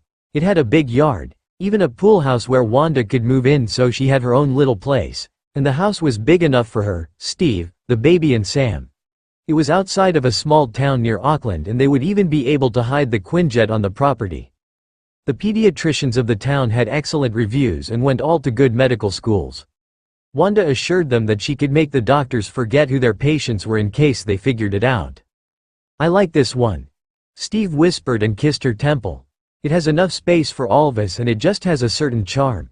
He clicked on the blueprints of the house. And there's a room right next to the master bedroom that's perfect for a nursery. I like it, too. I think we should make an offer. She buried her face in his neck to breathe his scent in. He smelled so good. She couldn't wait to live with him in their own house. Sleep in their own bed. Build a home with him. I love you. She whispered into his skin. His hand that was rubbing circles on her back stopped and moved up to the back of her head to pull her into a deep kiss. And I love you. I know none of this, of us, has happened traditionally and it kills me that I can't give you everything that you deserve. A home in the States, near your family, but I promise you that I will always be by your side. You're the best thing that has ever happened to me and I know now why I had to sleep for 70 years. For you. His other hand landed on her belly. For you and him. She didn't stop the tears running down her face. Steve had given her more than she could have ever imagined. She didn't know that she had been lost until him. She could never tell him how much it meant to her that someone as good and pure as him loved her. That he had given her something she had never thought she had wanted. Steve. He kissed her tears away. You are the love of my life. She took a deep breath. Will you marry me? She didn't know why she asked him, but it felt right. There would never be anyone else for her. Steve smiled brightly and cupped her face. Yes, I'll marry you. They decided to keep their engagement a secret until the baby was born. She had told Steve that she didn't want to get married while she was still pregnant. She'd never dreamed about a wedding, but she realized that she wanted to wear a white dress and not look like a balloon. And she definitely wanted to have a wedding night. They didn't know how they would get married. Maybe they could come back to Wakanda for the wedding so it would be legal. She didn't want to get married with fake identities. No, she wanted their real names on the marriage license. And she would change her surname so she had the same name as Steve and their son.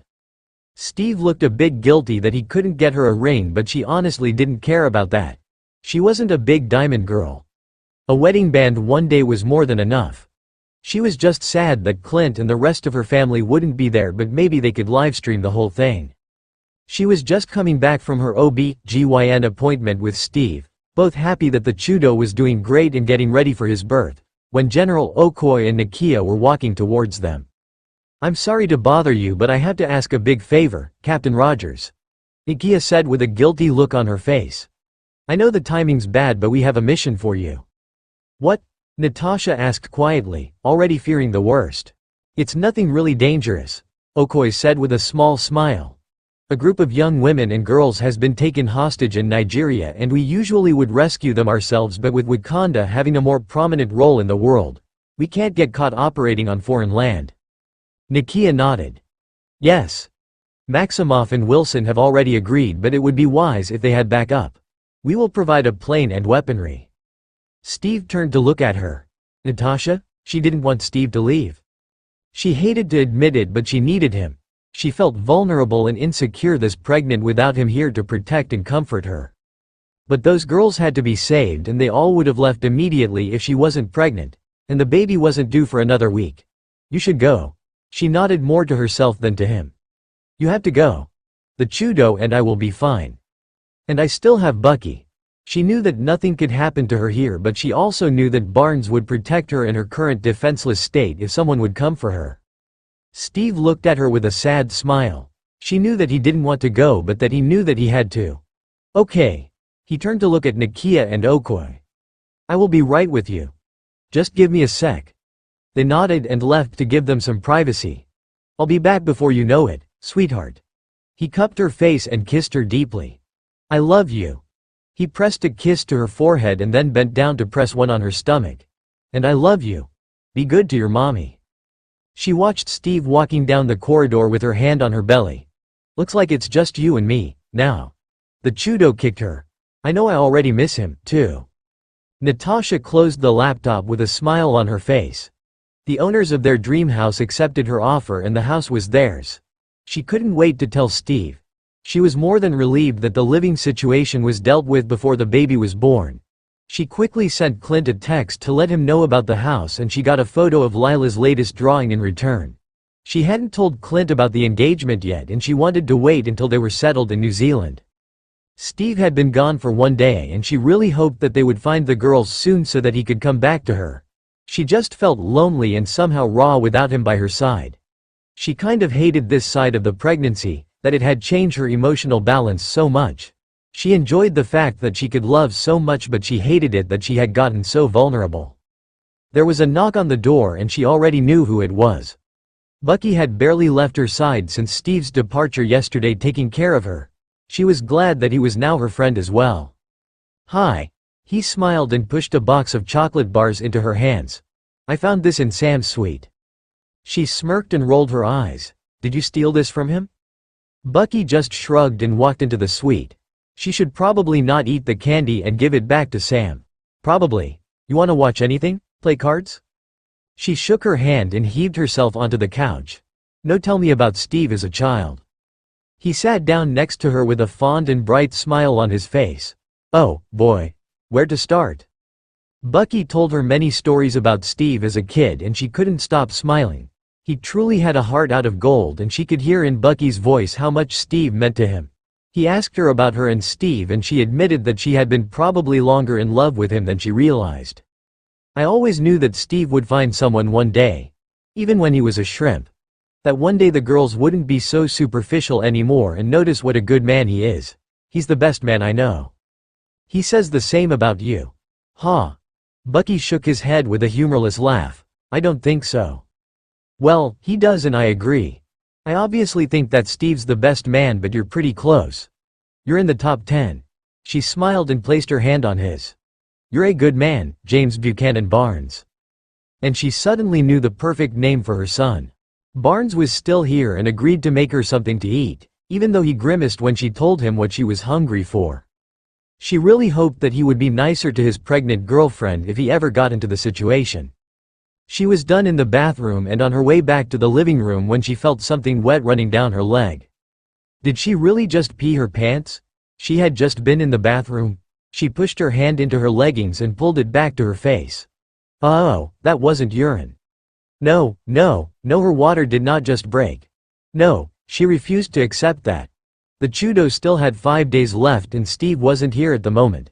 No, she was not going into labor. She ran as fast as possible into the bedroom to change her underwear and put new leggings on. "Your dinner is almost ready," Bucky yelled from the kitchen. "Thanks." She went back to the couch and tried to calm herself. She still had time.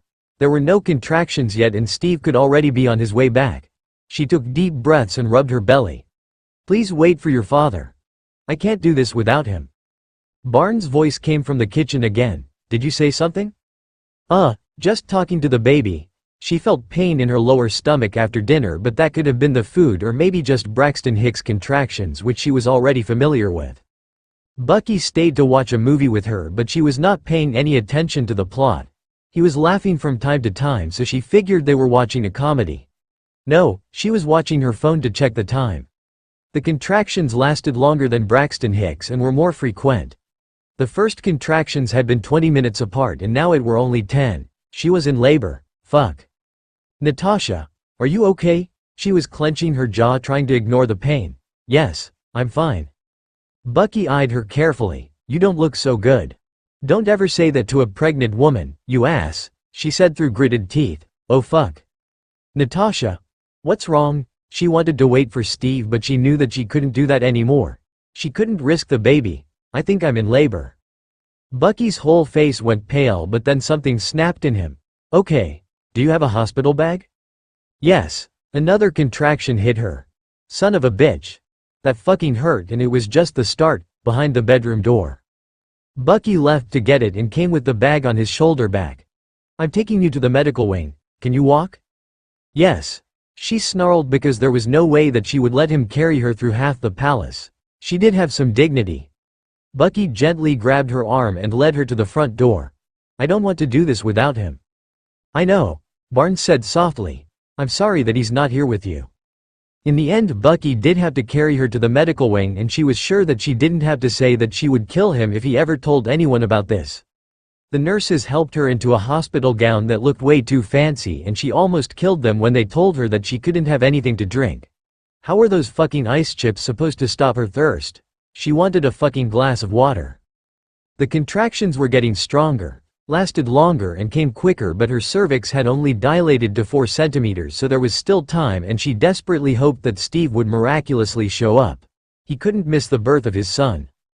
Barnes was gone looking for someone of the Dora Milaje to get news about Steve's whereabouts, but she wished that he was here. He wasn't her Steve, but she felt so lonely right now. And her back was killing her and she had to pee. The medical staff was taking her blood pressure, putting a fetal monitor on her belly and telling her that everything looked good so far. She tried to remember the breathing techniques from her Lamaze class, but her brain was empty.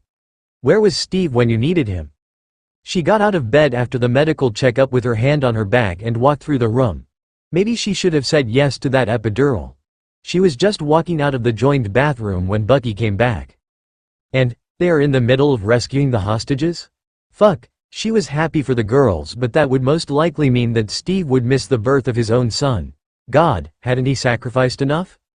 "Is there anything I can do?" "No. Yes. I don't know." Another contraction hit her and she groaned in pain. "Help me back into the bed, please." He did and handed her the ice chips. "Anything else you need?" "Steve, I need Steve. He was supposed to be here. He was supposed to cut the umbilical cord. Just tell me something. Anything. I don't care what." And Barnes started to talk. He talked about his goats, about the jobs he'd had before he joined the army, and he told her about his sister. She listened, but he couldn't distract her from the pain and the fact that her fiancé wasn't here. The doctor came to check her cervix. It was now at 7 centimeters, the final part of labor had started. Steve would definitely miss the birth. She now had been in labor for 8 hours and her cervix was almost completely dilated. She was sure that when the doctor would check again that it would be at 10 centimeters. She yelling at everyone because she felt so miserable. The pain was worse than she could have ever imagined, and she wasn't even at the part where she had to push the baby out. She already felt the urge to push, but she knew that she wasn't allowed to. She tried her breathing techniques, but it just felt pointless. She didn't feel any better. Did the teacher of the Lamaze class even hear hope up that Steve would somehow still show up? He wouldn't be here in time. She had to do it alone. Her doctor came back in and went between her legs to check again. We got our 10 centimeters, Natasha, it's time. She willed her tears away and nodded. Okay. She couldn't believe that her Steve wasn't here. He would never forgive himself for missing this. I know you want Steve here, but I'm with you, Natasha, Bucky said with a smile, and she nodded. At least she wasn't completely alone. The end of her bed disappeared and her legs got popped up. I want you to push when the next contraction comes. Okay? The doctor asked and looked up at her. Okay. She had to pull herself together and not feel sorry for herself. She had to focus on the baby. She grabbed Bucky's hand and he smiled down at her. Push only with the contraction. Once it stops, you stop pushing. She nodded and like on cue the contraction hit her. She squeezed Bucky's hand probably to mush, but she didn't really care and started to push. Oh God. This was the worst pain ever. She felt like she was pushing forever and then the contraction stopped. Why was the baby not out yet? Good job, Natasha. The doctor complimented her. You're doing great. The door suddenly flung open and Steve was standing there. Steve? Was she hallucinating? A nurse was trying to get him out of his combat jacket. Did I miss it? About time, punk, Bucky yelled and let go of her hand. You just made it in time. Steve quickly ran to her and took Bucky's place next to her. Hi, sweetheart. He kissed her sweaty forehead. I'm so sorry I almost missed it. Tears were streaming down her face. I'm scared. I know. But you can do it. You're the strongest person I know. She wanted to answer him but another contraction came and she had to push. Steve took her hand and let her squeeze it to mush and whispered sweet nothings to her. How great she was doing, how beautiful she was and how much he loved her.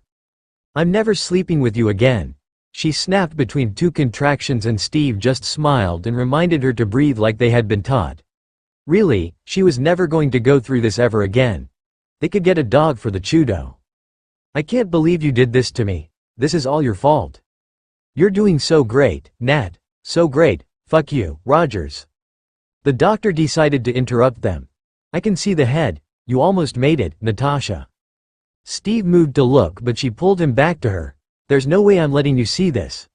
I want you to remember my vagina the way it used to be. I thought you never wanted to have sex with me again? He teased with a grin and kissed her temple. Fuck you, she simply said. His smile grew wider. He's almost here, sweetheart. You can do this. Another 3 painful contractions and then it was suddenly over. She heard a surprised cry and then a baby was on her naked chest. Her baby, their baby. He was covered in blood and vernix quesosa but he was perfect. Hi, my little Chudo. She whispered and all that pain was forgotten. She looked up at Steve who had tears in his eyes and looked completely smitten. This is your son. Hi. He whispered softly and covered both their son's head and her hand on his neck with his. Welcome. Steve kissed her softly. You did so good, Nat, so good. She pecked his lips and then looked back at her son. God, he was so perfect and she already loved him so much. Everything in her life had led to this moment. Everything she'd had to endure had been for this. For him. And she would do it all again. All that pain and torture of the Red Room. She would do everything again if it meant that she would fall for Steve and have this baby with him. Her perfect and beautiful son. God, he was so beautiful. She only noticed now that he had blonde fuzz on his head. So he already had his father's hair. She wondered what else he had gotten from Steve when her son opened his eyes and it was like looking into her own. He has your eyes, Nat. Yeah, she breathed out, tears running down her face. Do you have a name yet? The doctor asked. For the identifying band? Do we? Steve asked her, looking from their son to her. She nodded. Yes, we do. She kissed her son's head. This is James. James Clinton Rogers. The end. A surprise epilogue. James, no, don't do that. Put that down. Natasha just walked through the door when she heard Steve's voice booming through the house. She smiled to herself and braced herself wondering what James had done this time. He was 4 years old now and a smart and clever boy. Very active and always wanting to discover something new. She stepped into the living room of their brownstone house in Brooklyn and laughed at the sight before her. James had drawn all over Steve with markers and he had a hard time holding his son still to get the pens out of his tiny hands. James had a combination of both his parents' serums running through his veins and he was stronger and faster than any other 4-year-old. Mama, James had discovered her and managed to escape Steve's arms for good and was now running over to her. He was smiling brightly at her and she picked him up, kissing his forehead. "Hi, Chudo." She smiled at him and kissed his cheek. "Did you have fun with Daddy?" "Yes." James nodded eagerly and pressed a wet kiss on her jaw. "I drew." "Yeah, on me?" Steve got up from the floor and walked over to them. "We told you not to draw on us, bud." James only giggled and turned away when Steve kissed her on the lips. "Hi, sweetheart." "Hey." She used the arm that wasn't holding James to wrap around Steve's waist. "How was your day?" Steve kissed her again, and even after almost 5 years her heart was still fluttering in her chest. "Aside from him using me as a canvas." He laughed and ran his hand through James's hair. "Good. We ate our veggies and walked around the neighborhood. I saw a puppy, Mama." James pulled his perfect little face from the crook of her neck away. "Can we get a puppy, please, Mommy?" She thought about what she was going to tell Steve later tonight and how stressful the next months and years would be. A puppy would be too much. "Not now, James.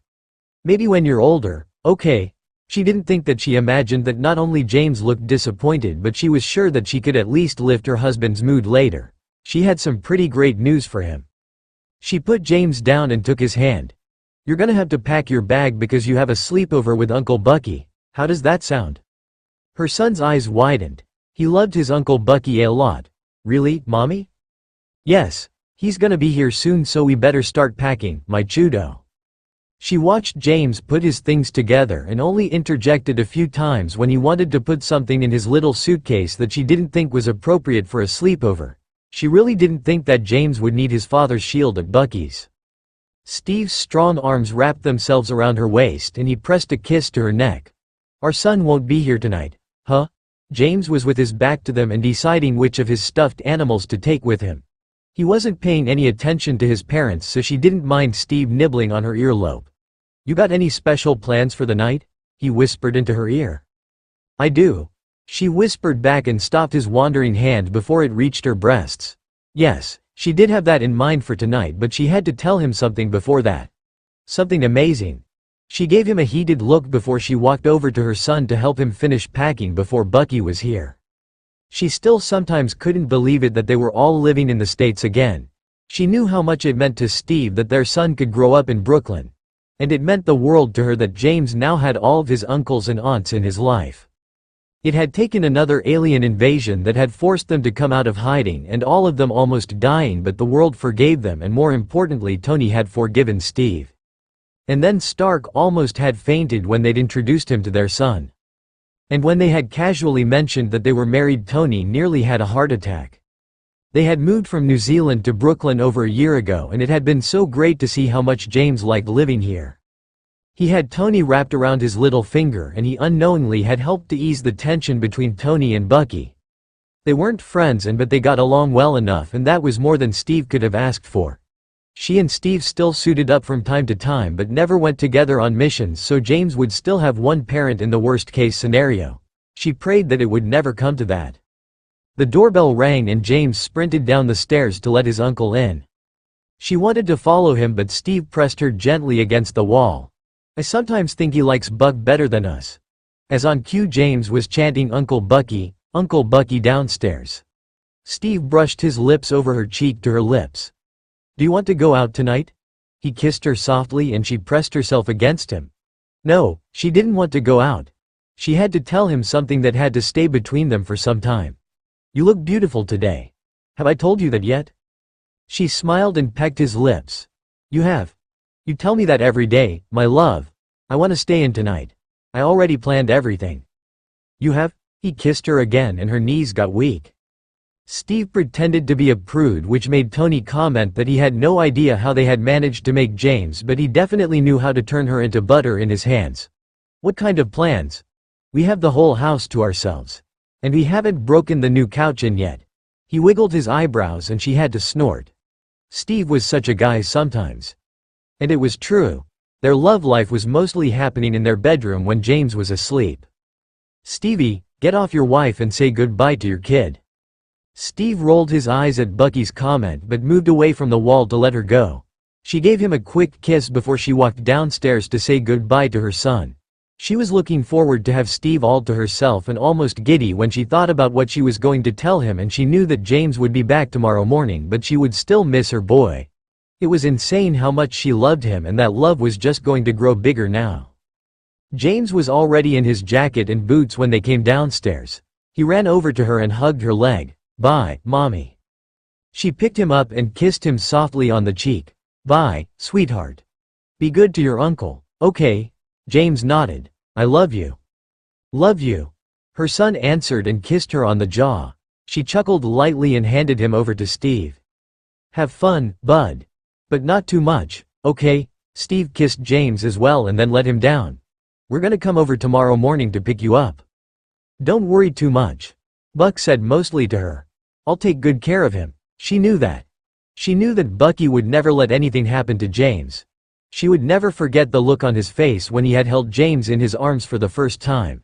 And the tears in his eyes when they had told him his name. "You enjoy a nice evening with the punk over here." Steve rolled his eyes and walked his best friend and their son to the door. James turned around and waved with his little hand before Bucky took it and they left. She ignored the urge to run after them and concentrated on what she had planned. The food she ordered would be here soon, and she wanted to freshen up before she told Steve her great news. The dinner was already here when she came back downstairs, and she basked in the look Steve gave her when he saw her. She was only wearing a simple black dress and nothing else, but he still looked at her like she was the sun. He came over to her and wrapped his arms around her. "You take my breath away every time I look at you," he whispered against her temple, and she was glad that her face was tugged against his neck and he didn't see her cheeks turning pink. Only Steve had that effect on her. "You're so beautiful. So amazing and brave. I love you so much, Nat. I thank my lucky stars every day that you married me." She didn't know what to say, so she just tongue was licking into his mouth and his hands were pushing her dress up so he could cup her bottom. He would never admit it to her out loud, but he was such an ass man. She had to pause this because she almost forgot what she was going to tell him. They had the whole night to continue this, and she was pretty sure that Steve would be even more into it after she told him her little secret. She pulled reluctantly away from his lips and grabbed behind her to take one of his hand off her ass to lead him to the dining table. "Let's eat." Sweet Steve with his swollen lips and dark eyes looked a bit confused, but he followed her willingly and pulled her chair out. "Wine?" he asked her, and his hand went for the bottle. "No, thank you." She pointed at his chair. "Come sit." They talked about work. They were mostly training new recruits and helping with mission planning these days, and James over dinner, and she tried her best to act casually. She was positive that Steve would be surprised. She knew that he would be over the moon, but it happened faster than she had expected. They had only been trying for 2 months, but she should have known better than to doubt her husband's super swimmers. She got up after dinner telling Steve to stay where he was and quickly got the gift box out of her handbag. She handed it over to Steve, who looked at her with wide eyes. "Please don't tell me I missed our anniversary. I'm pretty sure that's next month." She laughed and shook her head. "Don't worry, as if you would ever forget that. It's just a little gift. Open it." Steve removed the wrapping paper and opened the box. He pulled the gift out and looked at her with confusion on his face. "Why are you giving me a sweater that would only fit our son? I know my clothes are a bit tight sometimes, but even I would never wear that." "Turn it around." She chuckled. He did, and then his eyes almost fell out of their sockets. "Nat? Really? Already?" She nodded. "Yes. I'm 4 weeks pregnant." His eyes got teary and he got out of his chair and picked her up. "We're having another baby," he whispered and kissed her deeply. "God. I love you so much, sweetheart." He carried her upstairs and spent the rest of the night worshipping her body. They cleaned up the dining table the next morning, and she hid the sweater with "World's Best Big Brother" embroidered on it in her closet. They agreed to wait a little longer before they would tell James about the baby. Steve kissed her stomach before they left the house to pick up their son. He had whispered last night into her ear that he hoped they would be having a girl as beautiful and amazing as her mother, and she had fallen in love with him all over again. And this time he would be right with her from the start. This time he wouldn't miss the first months of her pregnancy. This time she had a family to celebrate this miracle with.